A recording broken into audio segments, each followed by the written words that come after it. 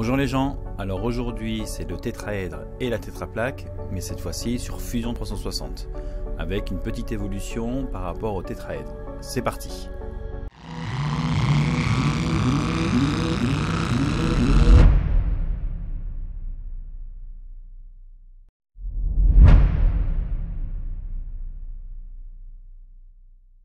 Pour créer le tétraèdre régulier, on va avoir besoin d'un angle spécifique qui va nous permettre d'avoir 4 triangles équilatéraux. Donc cet angle, l'angle dièdre, que l'on retrouve ici sur Wikipédia, vaut arc cos 1/3. Donc ça, ce calcul mathématique, au lieu de prendre la valeur qui est indiquée, je l'ai saisi dans Google et ça m'a donné une valeur un peu plus précise. Donc je vais copier cette valeur. Et ensuite, je vais donc calculer la différence entre 90 degrés et cette valeur pour pouvoir avoir l'angle d'extrusion. Donc ici, dans la calculatrice, on fait 90 moins la valeur qu'on vient de récupérer. Je valide et je note donc cette valeur, 19.4712206. Donc maintenant, on va pouvoir lancer Fusion 360 pour créer notre objet.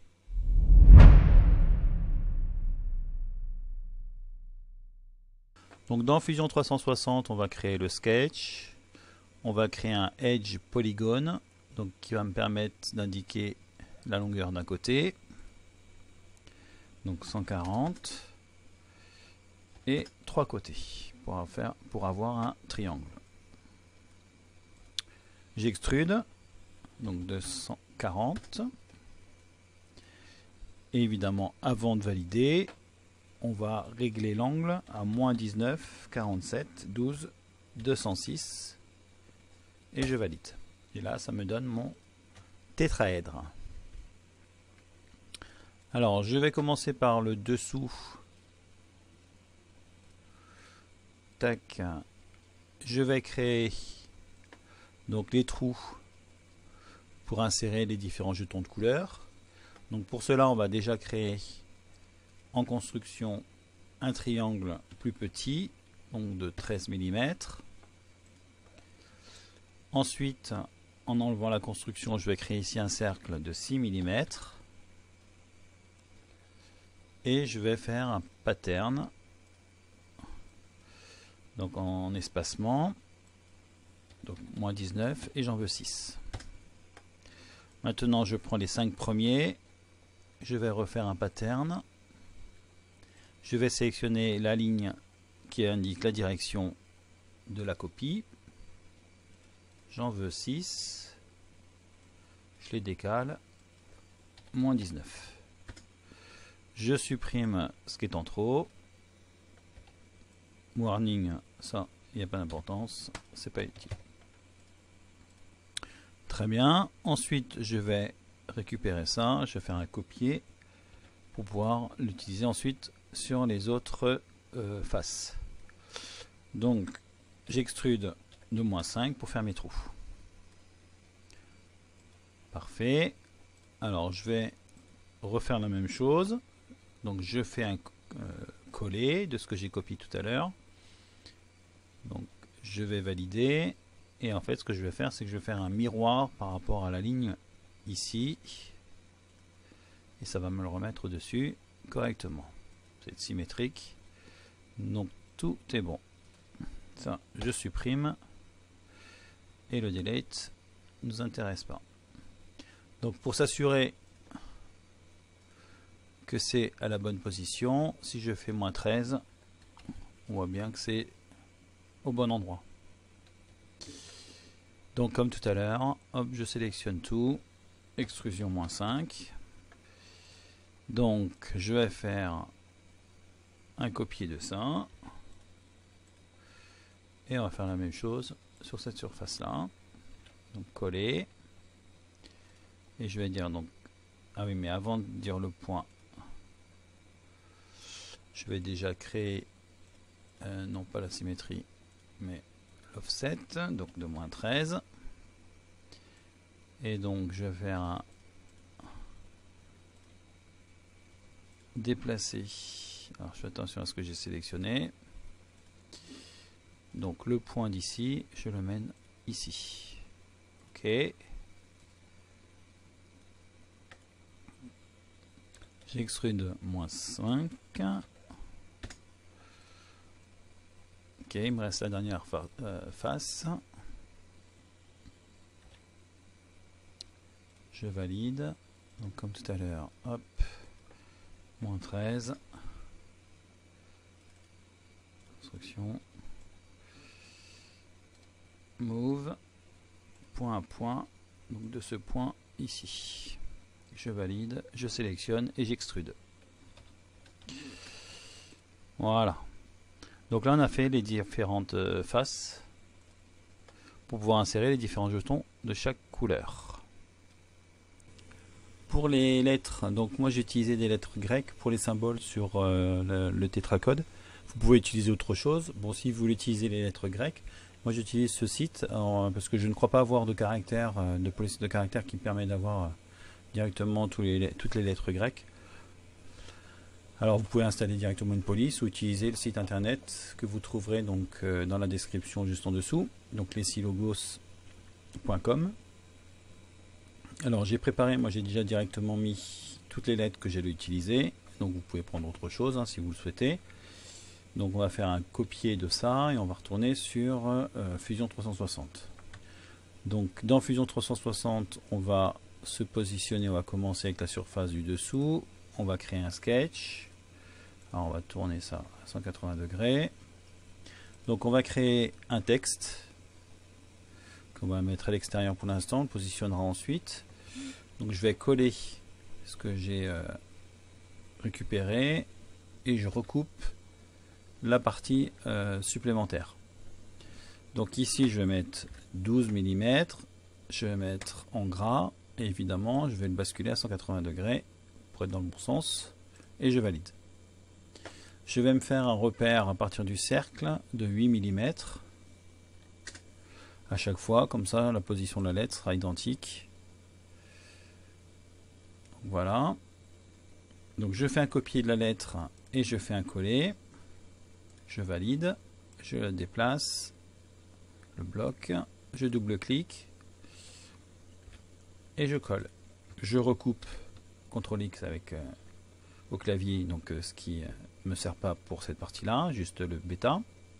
Après tous les paramètres sont identiques et on va le tourner donc à peu près à 60 degrés.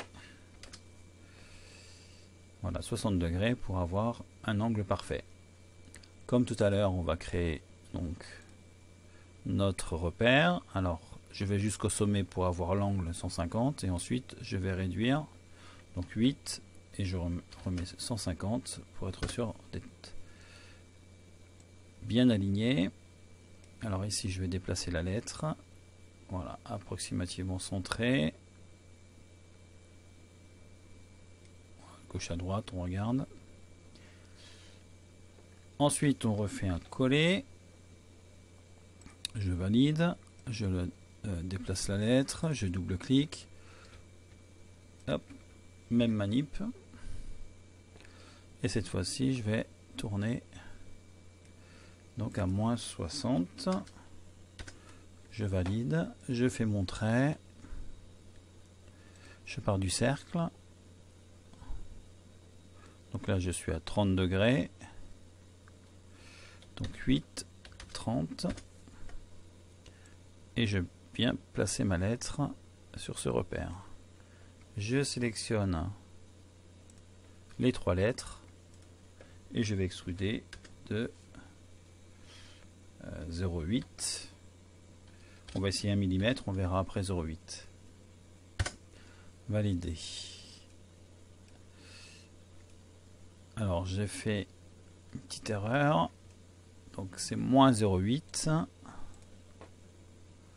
-1 pardon, pour que ça creuse.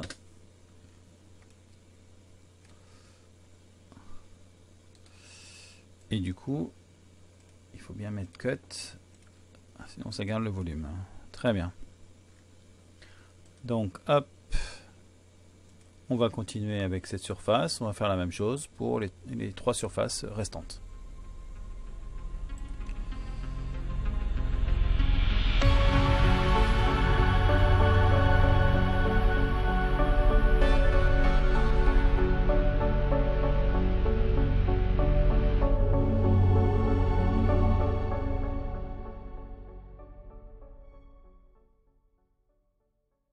Voilà, donc on a fini le tétraèdre et on passe maintenant au jeton.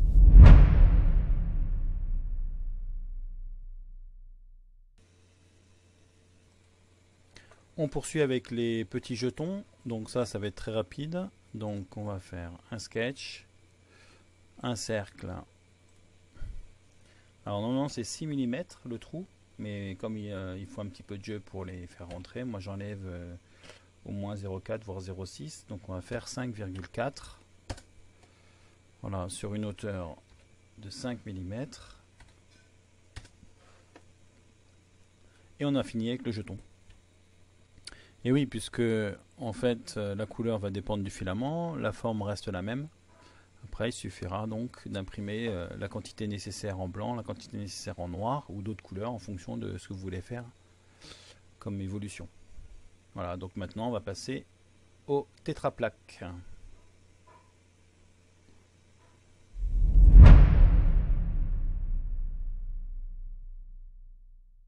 Maintenant, on va voir la tétraplaque. Alors je dis là parce que depuis la dernière vidéo, j'ai fait une évolution au niveau de la position des jetons. Donc je vous mets là à l'écran les différentes faces pour pouvoir voir comment sont positionnés les jetons noirs et blancs. Alors à l'écran, vous avez des cercles orange pour la couleur blanche et des cercles violets pour la couleur noire. Les cercles gris, ça correspond à des couleurs neutres, entre guillemets, c'est-à-dire qu'on peut mettre soit du blanc, soit du noir, ça n'aura pas d'influence sur la combinaison. Alors, pour créer cette tétraplaque, on va partir donc d'un nouveau fichier. Et je vous expliquerai l'avantage de cette tétraplaque par rapport aux autres, juste après. Donc, on va créer un nouveau sketch. On prend Edge Polygone comme on l'avait fait pour notre tétraèdre pour avoir les mêmes mesures. Donc, je valide. Je me déplace un peu au-dessus pour la position de la forme et 3 côtés pour notre triangle. Ensuite, notre triangle va être tronqué sur un côté, donc sur le côté haut. On va repartir de la même forme que le tétraèdre, les mêmes références. Donc je me suis mis en ligne de construction pour que ces lignes ne gênent pas par la suite. Alors le 13, on va le descendre pour pas qu'il soit... Hop. Bon, peu importe, on va le laisser là. Alors au niveau du sommet ici, on sait qu'il y a un trou qu'en dessous il y aura un jeton. Donc si on a besoin de lire la couleur de ce jeton, on sait que la dimension du cercle c'est 6. Dans la mesure où la tétraplaque vient par-dessus, on va l'agrandir un petit peu, on va mettre 8 et je valide. Ensuite, on sait qu'en hauteur, par rapport au centre du trou, à 8 mm, on a la partie basse de notre lettre grecque. Ce qui veut dire donc qu'on va faire une petite référence ici pour avoir le milieu et donc pouvoir tracer une ligne de bout en bout, voilà, qui traverse même à la limite, qu'on va transformer en ligne de construction. Alors c'est bien ce qui me semblait, c'est qu'ici je ne suis pas allé tout au bout, donc on va refaire juste la ligne ici, on va partir du centre, voilà, on va carrément dépasser comme ça. Voilà, on prend celle-ci, on se met en ligne normale, ce qui va pouvoir permettre ensuite de sélectionner juste cette surface et de l'extruder. Donc on va avoir notre forme triangulaire avec la partie tronquée qui va nous permettre de lire sur le tétraèdre le symbole. Et donc pour être sûr que notre tétraplaque est positionné dans le bon sens sur la surface du tétraèdre. Alors je prends les côtés pour les adoucir un petit peu, les angles là. 2 mm.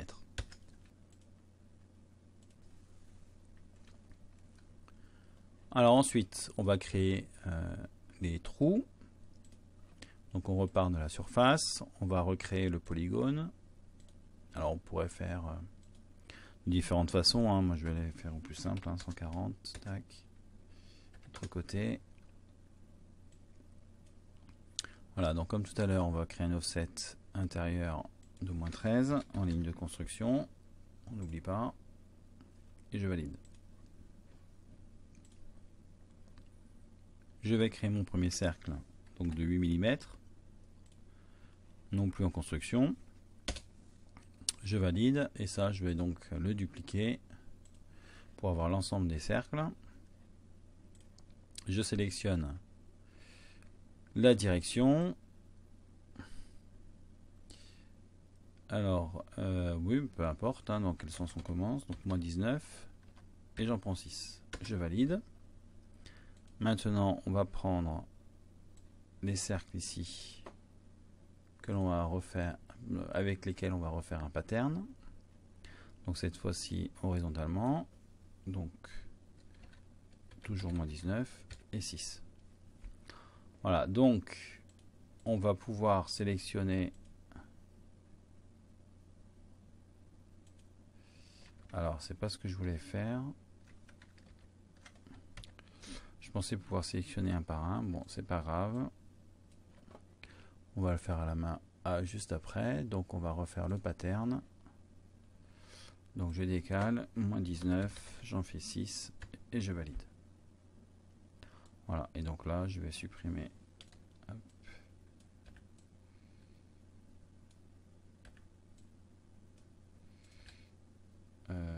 Tac. Alors j'ai peut-être pris un truc en trop. Non, c'est pas ça que je veux prendre. Voilà, c'est ça et ça. Voilà. Donc ensuite, je vais sélectionner les disques qui vont me servir pour faire l'extrusion, donc faire le trou. Donc le sens de lecture. Alors ça c'est le premier symbole, enfin la première couleur. Deuxième, troisième, quatrième, cinquième, sixième, septième et huitième. Donc ça j'extrude de moins 2 pour faire un trou. Ensuite je vais repartir de ce sketch. Et maintenant je vais faire le trou, enfin alors, non débouchant, un peu plus grand, donc on va faire 10 mm. Et cette fois-ci je vais faire une extrusion de moins 1. Ce qui va être la position de ma petite pastille avec le point d'interrogation pour voir où se termine le sens de la lecture. Où se termine la lecture et donc pour avoir le sens de lecture. Voilà, j'ai un peu tout mélangé. Alors, justement par rapport à ce sens de lecture, on va tracer une ligne qui va permettre de voir dans quel ordre on doit lire les différentes couleurs. Tac, tac et tac. Je double-clique et je vais faire un offset de 1 mm et je vais recommencer avec un offset de moins 1. Voilà, donc je fais une ligne de chaque côté. Très bien, je redouble-clique sur... Hop, non, ici c'est pas bon. Décidément, on va faire un zoom. Voilà. Et je vais supprimer la ligne du milieu. Alors, je vais sélectionner le chemin qui va nous intéresser. Tac. Tac. Et ça va permettre de voir dans quel ordre on va lire. Donc, extrusion de moins 1. Et je valide.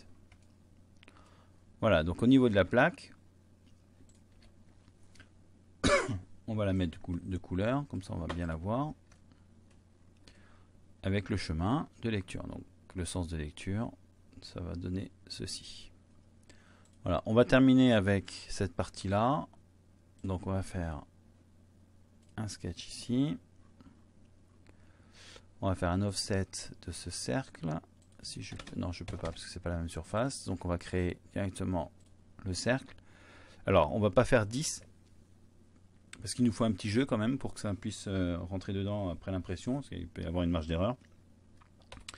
Donc je vais enlever 0,6, donc 9.4. Ok.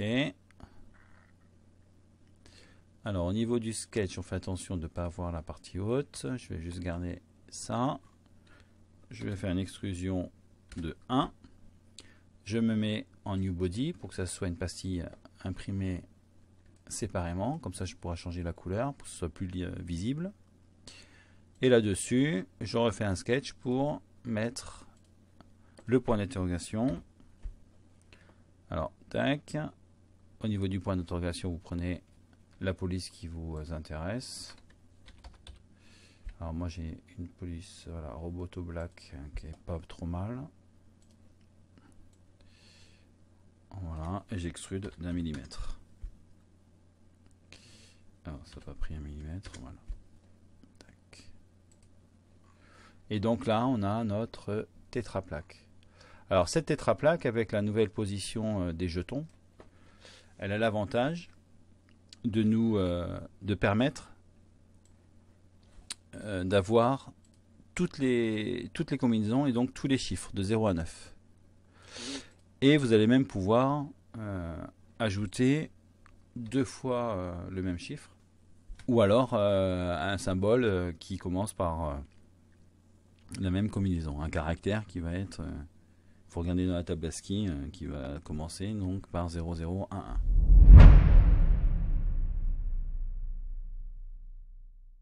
Donc pour les combinaisons, en fonction de la position de la plaque sur la lettre grecque correspondante, on va obtenir un chiffre. Ici on voit que pour la lettre alpha, on obtient le chiffre 0. Pour la lettre bêta, on obtient le chiffre 6. Et pour la lettre gamma, on obtient le chiffre 9. Donc pour la deuxième face, pour la lettre phi, on obtient le chiffre 2. Pour la lettre psi, on obtient le chiffre 7. Et pour la lettre oméga, on obtient le chiffre 8. On continue avec la troisième face. Donc pour la lettre gamma en majuscule, cette fois-ci, on obtient le chiffre 6 à nouveau. Pour la lettre θ, on obtient le chiffre 7. Et pour la lettre delta, on obtient le chiffre 5. Pour la dernière face, on obtient donc pour la lettre xi le chiffre 3. Pour la lettre sigma, le chiffre 4. Et pour la lettre pi, le chiffre 1. Je vous présenterai en 2 vidéos la boîte à 2 énigmes. Dans la première vidéo, on verra la fabrication de la boîte avec des planches contreplaquées, l'assemblage et l'utilisation de cette boîte. Lors de la deuxième vidéo, on verra plutôt le côté impression 3D et programmation Arduino. En attendant, prenez soin de vous. Ciao les gens.